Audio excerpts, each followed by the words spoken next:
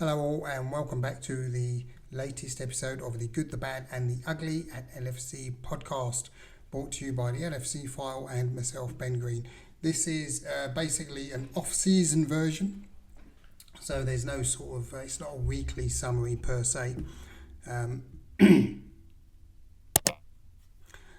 it's not sort of per game week per se, it's just a kind of weekly summary of what's gone on. So let's get into it quickly with the good, because time is a bit tight today, unfortunately. So with the good, what have we got? We got Jeremy Fringpong. I've got the LFC official site here with the headline from Glenn Price. Liverpool agree signing of Jeremy Fringpong from Bayer Leverkusen. And I think we all know the story there pretty much. So it's good that Liverpool have got the transfer business done as soon as possible. So that's very nice. I think it was about 30 million euros, I think, was the transfer, the release clause in young Jeremy Fringpong's Leverkusen contract. So that's been done. Various reels and whatnot flying around with Jeremy greeting his family after signing and doing his first interview, etc. So really good to see. I've seen him play on a number of occasions here. I've been lucky enough to go to Leverkusen maybe 4 or 5 times in the last season. So he's a good player. He doesn't have the range of passes, as I've said before, as Trent, but he certainly has the awareness, the reading of the game, definitely the pace, much more than Trent. This is for sure.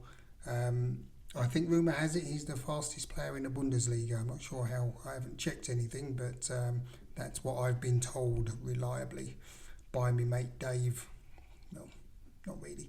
Anyway, so that's the good out of the way. So that's good news. Secondly is the not bad. And the not bad, the ongoing negotiation for Florian Wirtz. I think it's going to happen. There are reports that Richard Hughes has been given the green light to meet Leverkusen's transfer price, which is around 150 million euros, apparently 127 million pounds or thereabouts has been reported.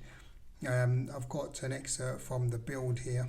So Bayer lehnt neues Angebot für Wirtz ab. And what that means basically is that they've cancelled the new offer for Wirtz.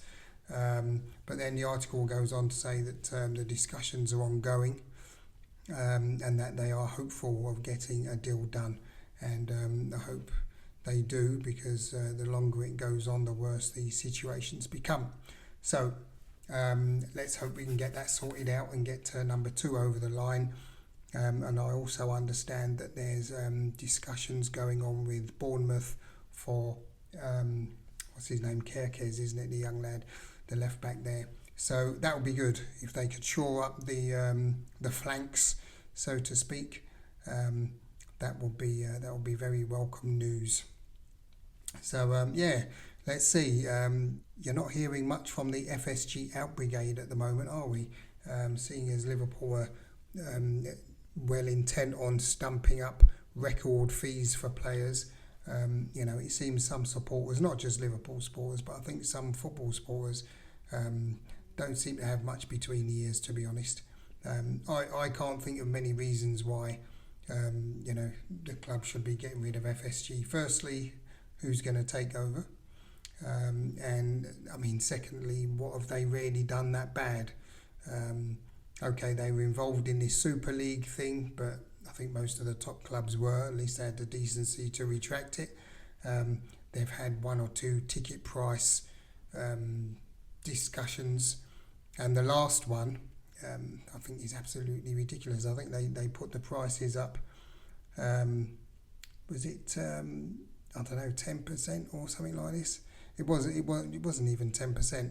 From what I recall of that spat, I think if a season ticket cost £1,000, I think it would have cost an extra 50, something like that.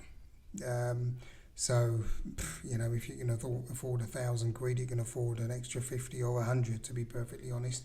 When you look at the club now, to the shambles that they bought from those two clowns, or they Hicks and Gillette, then I think you'd have to be stupid to disagree with what I'm saying. Anyway, that's that. Be that as it may, Liverpool getting their transfer business done as soon as is what I would term not bad at all. Moving swiftly on to the ugly, and the ugly this week is no quipping or joking matter. I'm referring to the incident that took place in Liverpool on Water Street during the celebration parade. Very unsavoury. I've got the Independent here. There's a headline from Amy Claire Martin, where she's got a man charged after car driven into crowds at Liverpool FC victory parade.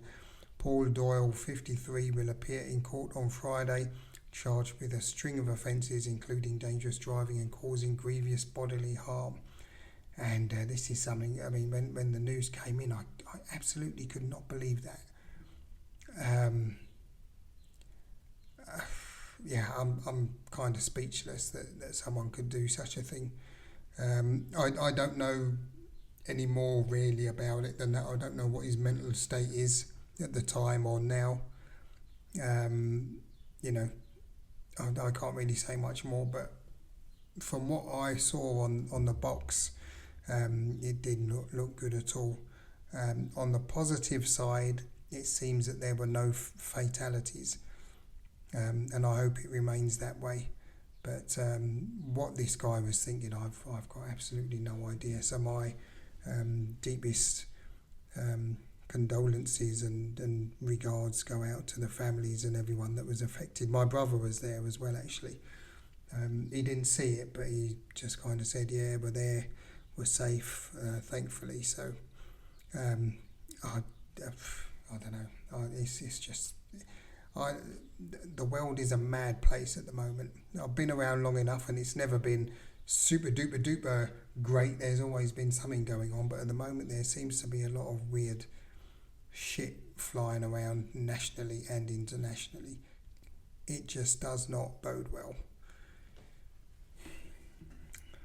On that grim note, I'm going to bring the proceedings to a close. I would just like to mention I've got a mock-up here, as you can see, for the next edition, or the next season's review edition, the Champions edition of The Good, the Bad and the Ugly, which, as I said, should be out at the end of the month. So please do, see your way to buying one or two. I think it'll make a nice gift as well. So it will help me out with continuing to provide this content over this channel. That will be hugely appreciated. And of course, welcome to the new subscribers. The channel has been growing steadily, so I'm very happy with that. So yes, thanks very much again for stopping by. Remember, like, subscribe, press the notification bell if you haven't done already, and you'll know when the next one is available. Tell your friends, your mates, your fam. Please, of course, leave a comment in the comments. Leave a comment and let me have your thoughts on any of these situations or anything else regarding the mighty LFC. So until then, I bid you all a good week ahead. Look after yourselves, look after one another, and I will see you all in the next one. Peace. Your LFC File.